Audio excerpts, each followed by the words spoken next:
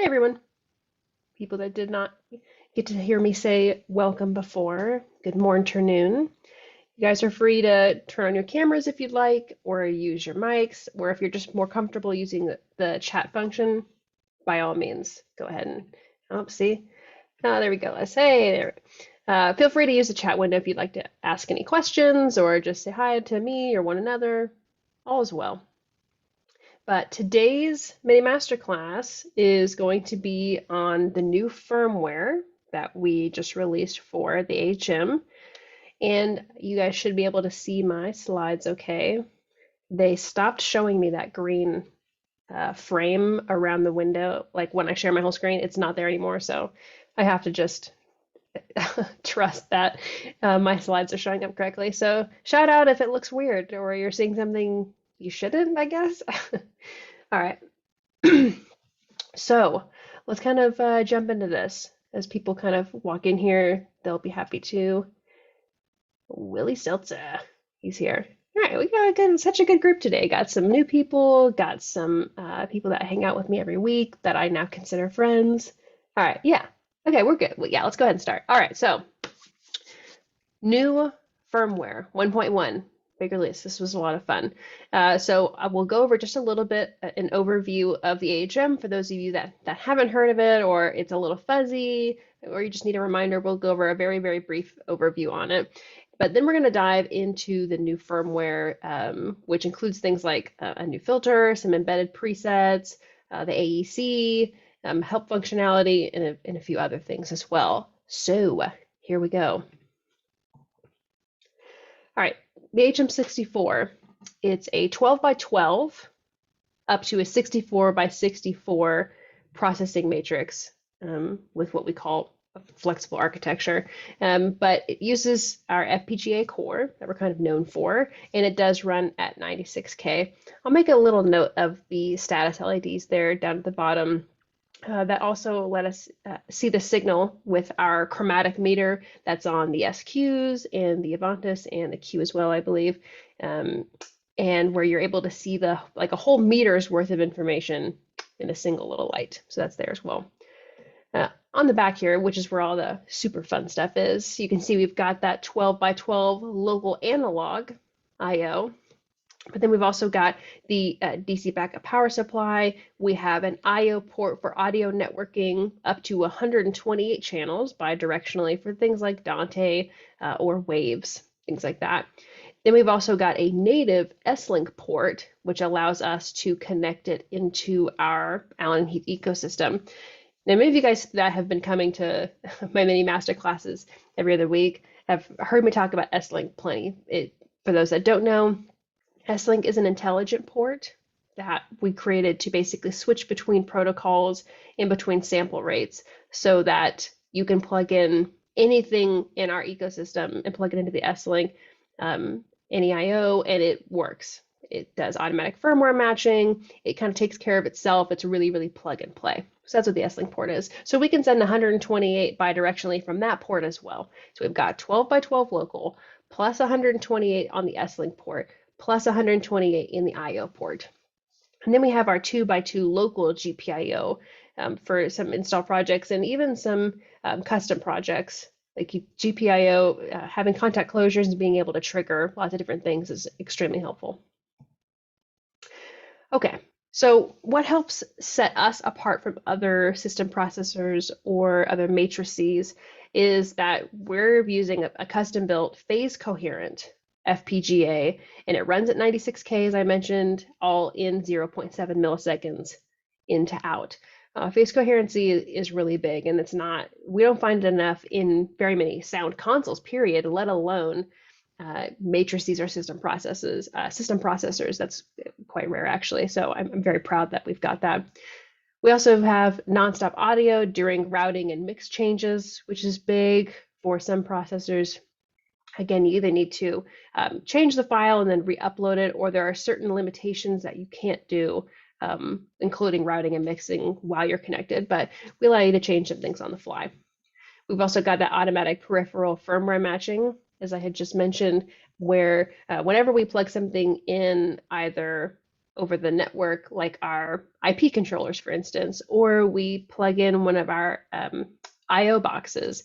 We do automatic firmware matching so that we never have to worry about the I/O box not matching the HM64 or our Avantis. It's again that whole idea of plug and play. We don't have to worry about anything.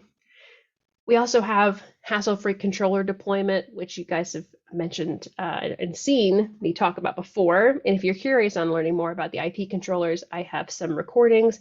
And in this upcoming semester of this mini masterclass, I believe I'm doing a class on IP controllers as well, if you want to know more. So got that where we're able to program all of our controllers and then assign them by IP address without even having been connected to the AHM and without having any of the IP controllers present. So very helpful. It's also extremely scalable. So whether you need 12 by 12 or even less, or you want to utilize all 64 processable inputs and all 64 processable output buses, we can do that for you. And as far as controls, we have 6 different types, more than 6 different types, depending on how you split it. So that really kind of ties into that scalability factor. So if we've got all these different ways that we can send and receive audio, we have all these different ways that we can control stuff, both AHM and third party. That makes that scalability really a key factor in whether we're doing really, really small jobs that need a lot of that flexibility, or we want to do much larger ones that need a lot more I/O or a lot more places of control. And we've also got uncompromised processing resources as well. You don't have to, what you see is what you get. You can use a compressor on every channel if you'd like. Anything that you've got access to, you have free reign to go on. It will remain phase coherent. It will remain at 0.7 milliseconds. You can just go for it. You don't have to keep a clock on how much process you're using or how many buses you've got. It's all right there for you. So let's get to the firmware goodies. But in the meantime, does anybody have any specific questions on anything I've talked about so far? I know that was a super brief overview. And if you'd like the 1 hour one-on-one session, I'm so happy to do that. You are more than welcome. I'll even make sure I type my email address just so you guys have it anyways. If you come up with a question later, you can always send it to me. There we go. Make sure I spelled stuff right. Yep, there you go.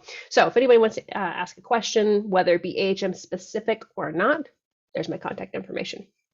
Okay, so new firmware 1.1. We've got it. You guys can go download it right now. You can go download System Manager for free. It runs on Mac and on Windows.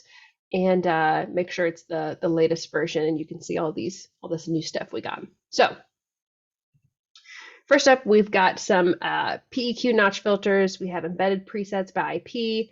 We're going to go over some gain reduction on the priority inputs, the support of the AEC card, external and IP control, and a new help functionality. So let's hop over to the system itself so we can have a little bit more fun. It's always more fun to show you guys. There we go.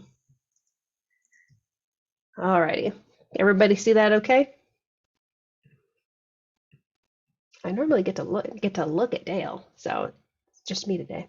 Yep. All right. Perfect. Thank you, Palmer. Okay.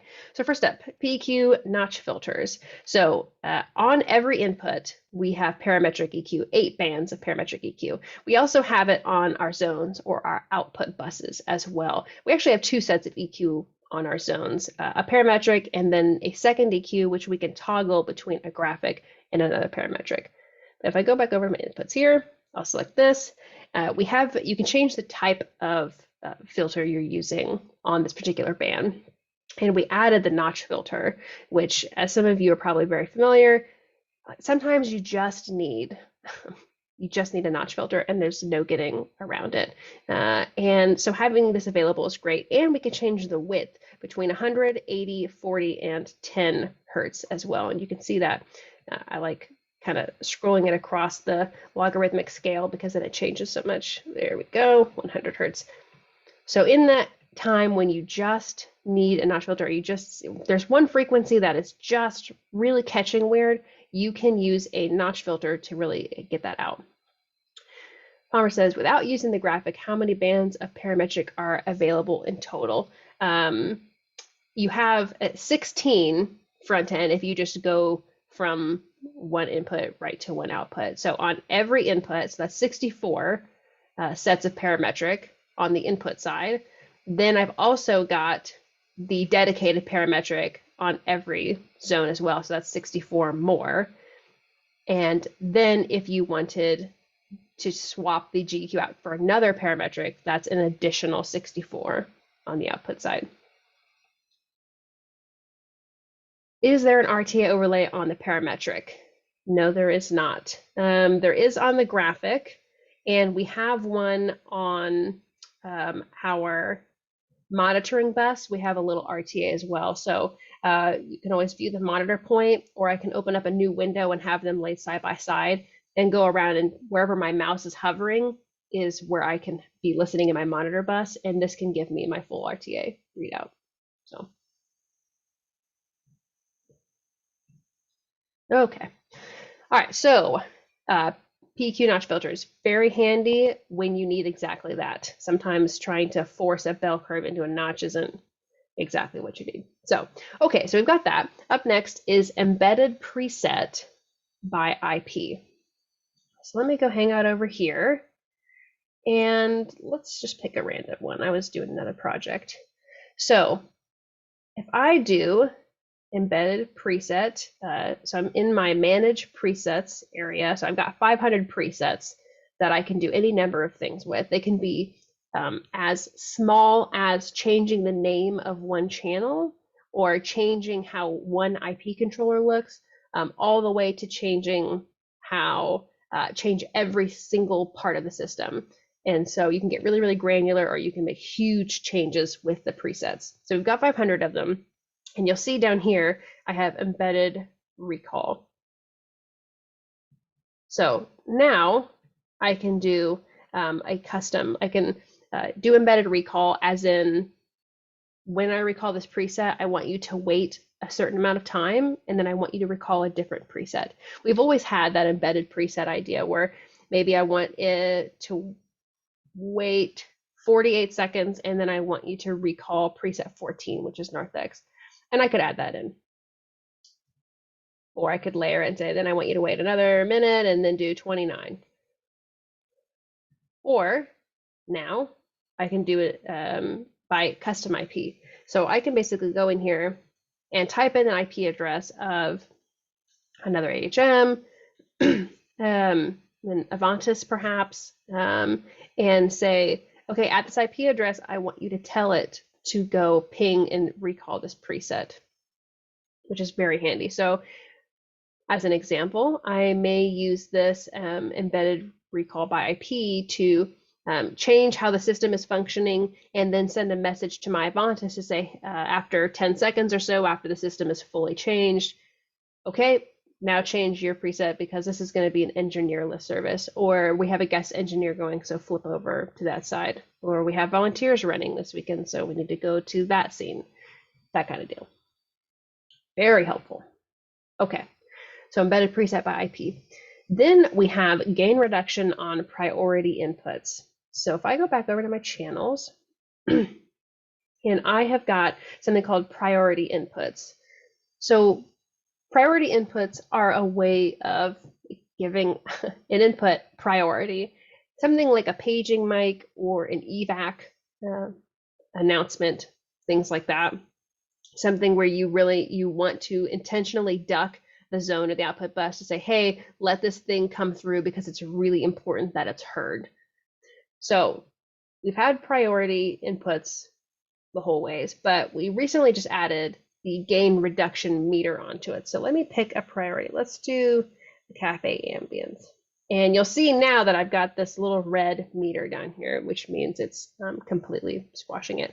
And if I hit configure, which is where I can actually change how the zone is being ducked by this input, you can see this same gain reduction meter is hanging out off to the side here. So as I make my adjustments and as I change things, I can get this bird's eye view. If several or many or all of my zones have priority inputs on them, I can view and see how it's functioning, how it's actually reducing the gain with them. very helpful. The whole idea of having this like bird's eye view and being able to see what things are doing and how things are behaving without having to open up every single window makes the workflow very easy and not painful.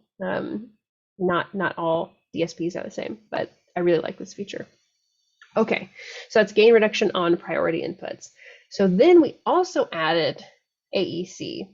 So for those of you guys that didn't know, we've released an acoustic echo cancellation card. And it's a little extra card that you can purchase that drops into a secret little trap door on top of the AHM64. So it's an extra little board that's helping do all this extra math. So you can put that in here, and even though I'm actually running my software in offline mode right now, you can still see and view how the AEC kind of works, the workflow of it. So let's go do that. Let's find this one, and it lives on the inserts. So you'll see if I click on insert B, I get the option now to assign the far end of the AEC, as in the caller. And I guess let me take a step back. So AEC, or acoustic echo cancellation, is in a lot of places that we use now, especially over the last 18 months or so. It's basically a way for a signal to listen to itself and make sure it's not hearing its own input. It's a way to kind of prevent like echoes or feeds getting caught in like a video conference. Like we're in a Zoom call right now, so Zoom uses a software version of AEC. And this is a hardware version of the AEC, as a way to kind of fight that its own signal getting caught back in the loop. Very, very helpful and extremely important for things like video conferencing or town halls where people are calling in, things like that. Okay, so I can assign the AEC far end, and if I go to insert A, now it tells me, hey, you can assign the near end or the people in the room. So this is by no means an AEC class, although I do have it on the schedule for this semester, which should be out, by the way, this today, I believe, you guys. So I put the link in the invitation for this. If you guys go check it out later today or the rest of the week, you'll see what dates I'm talking about the AEC. So I can click this, and I can choose out of the 12 channels of AEC that I've got. I'll just choose one, and I can actually see the whole of the AEC right now. Even though the far end is right up here at the top, that's kind of my focus, I can just as easily see what's happening on my near end. And I'll even assign this while I'm hanging out here. So this was 7, let's just do 8. So here for the far end, pretty simple. We can basically adjust the trim so that it is either manual or it is automatic. It's really important for the AEC engine to have a healthy far end signal so it knows what it should be letting through. And so sometimes auto is the best answer. It's easy, you can just click it and it's automatic. Other times you want to switch over to manual and be able to really kind of force the signal to be a certain level. But all these extra buttons, all the fine tuning is actually happening on the near end. And you'll see if I can actually click go to and hop back between these. And you'll see that my channel itself is changing, but I'm also hopping over to that other insert. So I can hop back and forth easily if I would like to. So I can see the full signal chain of each channel. Even though, again, in either view, I can see totally what's happening with this AEC. I'm completely inside of it. But sometimes it's like, okay, I'm looking at my near end. I'm seeing what's going on. This looks fine. I can tell what is happening on my far end, but how am I processing the far end? And so hitting go to be able to see the full signal chain is really helpful. So we will go back here. So now we're at the near end. This is where all that fine tuning is going towards. So you can see here, it's a really nice signal flow that kind of lets you know where things are being patched. So we start at the near end, and we've got these kind of filters and selections. So we've got the adaptive filter, and all of these parts are really key functions of the AEC, which I will not force you guys to listen to today, but I will in the AEC mini masterclass intro. What is important for you guys to know is that the adaptive filter is how fast the filter is adapting when it's hearing itself. And I can either turn that on or off probably a good idea to have that on. And it's on a scale from 1 to 10, and 10 being the most aggressive. You can think of it like that. Echo reduction kind of does what it says. It's how fast it wants to reduce the echoes that it's hearing.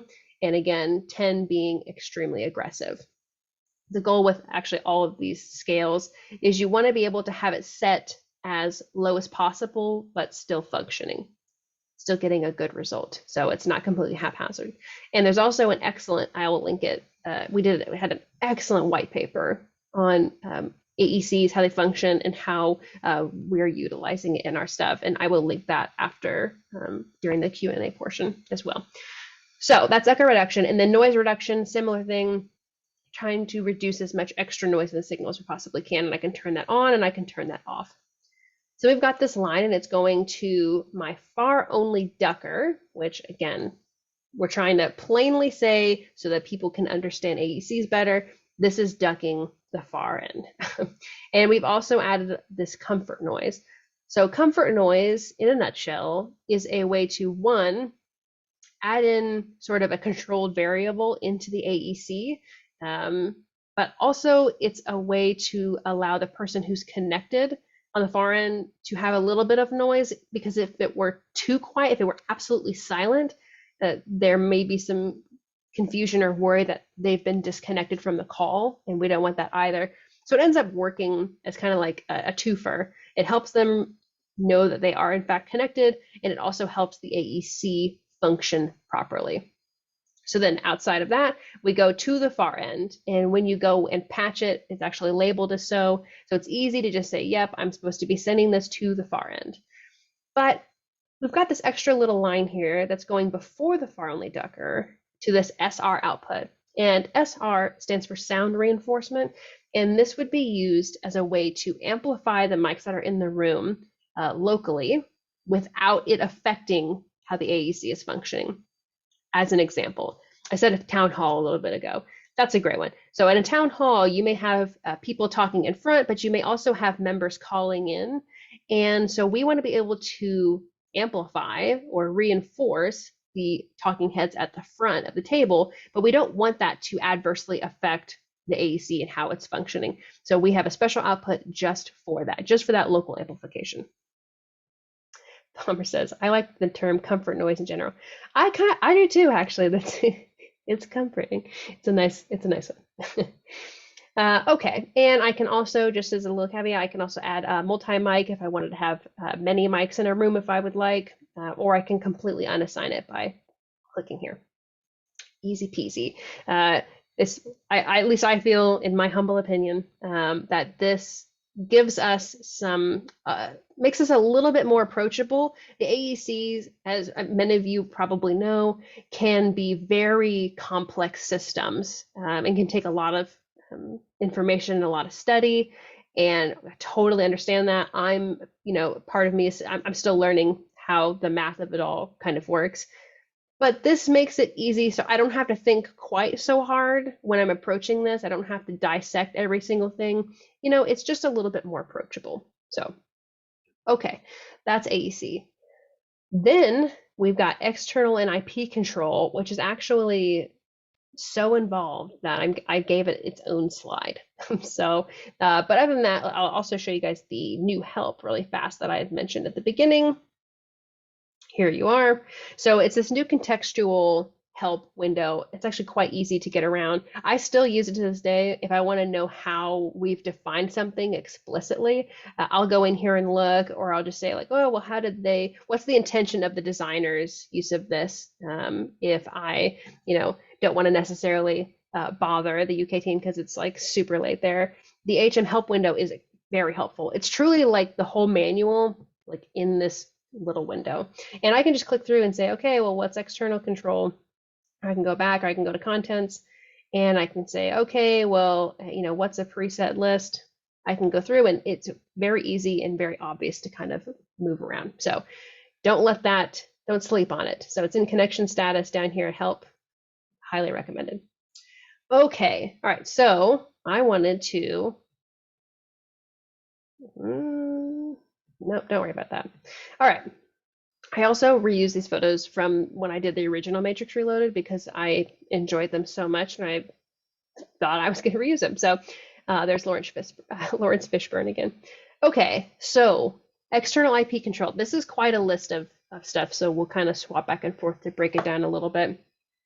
The external and IP control. All right, so first up, we have IP-based commands from soft keys and general purpose inputs for things like networkable projectors or sound consoles or networked AVL in general. This means that I can use a soft key like an IP6 or an IP8 and trigger an IP-based command out. And so I'll even go back and let's go to this and let's pop over here. If I go to configure controllers, which is where I can program all of my IP controllers and things like that. If I go to IP6, I can click on this button and I can have on the press do IP control, and I can change my string here, and I can in either hexadecimal or decimal, and actually now we also added Ascii strings. It's labeled as string here in this window, but Ascii, I can type out the exact command that I want to send over the network. Now I will compare and contrast this, if you will, to we already had external control, as in when I wanted to give a specific command onto the network and whoever understood it received it. Now I can say, I want this to go to a very specific location, an IP address. I want this to go to one specific location. And so as an example, like literally anything with an IP address that can understand, for all intents and purposes, MIDI, I can send that command. So like those projectors or some other console or third-party gear, if it can be networked and it understands and can take these commands, I can use a button on my IP6 or even like a preset to trigger that and send that off. Let's see, Evan says, dang, are these control string features coming to the DLive? That I'm not sure, Evan. If enough people ask for it, things tend to happen. So if you'd like to see it on there, maybe. So this is an excellent way to do that, and I can select between TCP and UDP. I can type in my address and my port number and send it away. And also, and I'm jumping the gun from this my slide here, but while I'm on this page, we can also now do static LEDs. So I can go over here and have this button just always be blue. So if I wanted to do a color coordinated trigger or a color override, for instance, so if I have this being an IP control and I wanted to make it, purple or this like turquoise color, and my team knows like turquoise means fire off the projectors, I can do that. I can even open up a simulation here and I can see exactly what I've programmed and it actually functions, which is one of the best parts about this. So do you remember earlier when I said you guys can download the software, you run it offline, even if you don't have the IP controllers or if you have the system with you? That's what's happening right now. So I can open up the simulation and actually use these knobs and these buttons, and it will change what's happening in my offline AHM. I have access almost to every single part of the AHM, even when I'm running offline. So with all that being said, I can make this a static color. So when I do a specific command or like a track trigger, I can do that color coordinated. Okay. Then we will go over here. Let's go back over here. All right, so IP-based commands from soft keys and GPIs. So GPIs, the general purpose inputs, those contact closures, you guys probably heard of GPIO, and a general purpose input would be if somebody pushes a button someplace and the contact is closed, the AHM says, oh my goodness, this contact is closed. I should send out this command over the IP to this IP address, and we can do that. Okay. I've mentioned the ASCII and the decimal IP commands, which is really big. I had plenty of people asking for a couple of different ways to be able to write the commands out. So now we have 3 different kinds. We have the hexadecimal, the decimal, and the ASCII.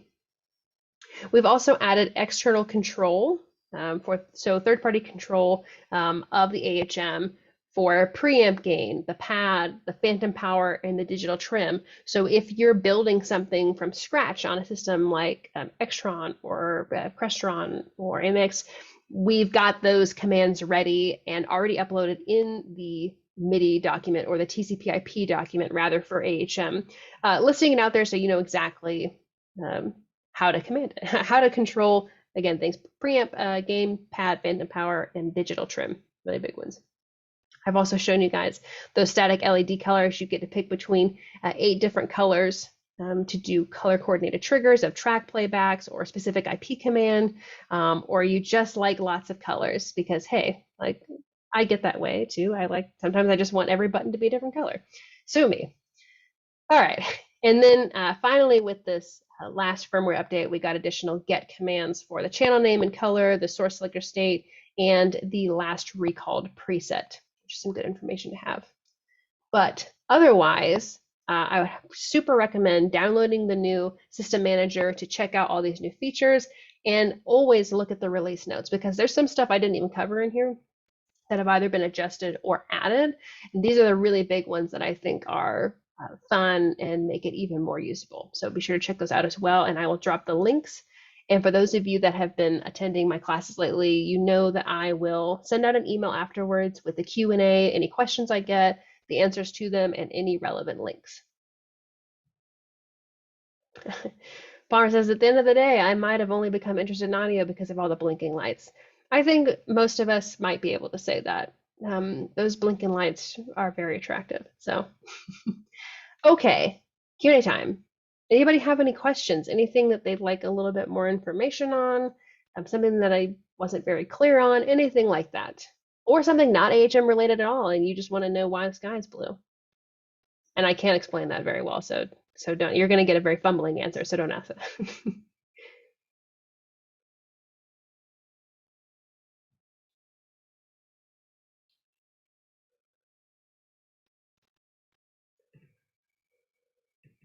Who wants to be the first one to ask?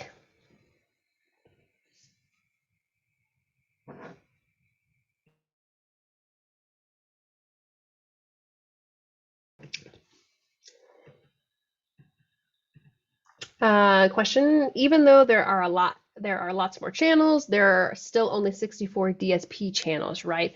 There are 64 inputs, yes, and 64 output buses that we call zones. So yes, you can process 64 inputs fully, entirely at any point. But because you can have access to so many more channels, means a couple of different things. One, that you can pull audio from a bunch of different locations, several different locations, or perhaps even more usefully is being able to take audio in from one location and directly divert it outside of the FPGA without using any of its processing and send it someplace else. So that may mean I'm getting IO in from my S-Link port, but I don't actually need or want to process it. I want to use my tie lines to shoot it directly over Dante and let somebody else have it, to be able to do recording of it, or be able to put that on another console, things like that. With the use of tie lines, it's extremely useful to have all of those access to those channels, because I can do lots of different conversions or send them off to anywhere I'd like. Okay, are only Allen and Heath IP controllers compatible with the AHM? Yes, unless, well, I guess I'm gonna say this. Our Allen and Heath IP controllers are most definitely all cool to use with AHM. Other IP controllers, I reckon it would depend on those IP controllers, because you would either have to be able to program them to send out specific commands that the AHM can understand, because it's not just an open connection or anything like that. So you'd have to be able to program that IP controller to speak our language, essentially. Hope that answered that.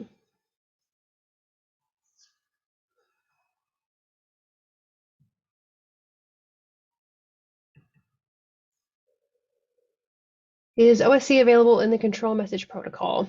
Not currently, but if the market kind of dictates that we think there would be something in that, Perhaps, I can't say for certain. This is not the first time I've heard of somebody asking for OSC. Would that be something that you would find useful, Palmer?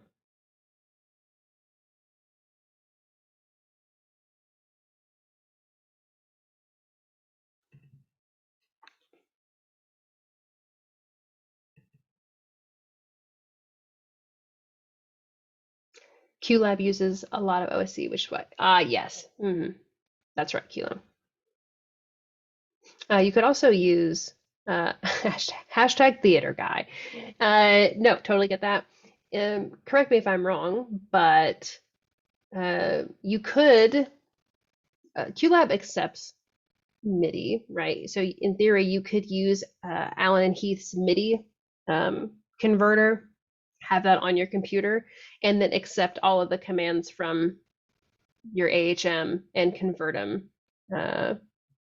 straight to QLab. So 100% can still be done without issues. Okay, well, all right. As long as you're able to do it.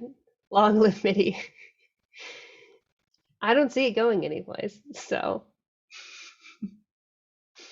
okay. Any other questions? Anything about the new stuff? Anything about AHM that's not clear? Something about Lawrence Fishburne that you're curious about for some reason? He's doing very well, in case anybody was wondering. Blue pill.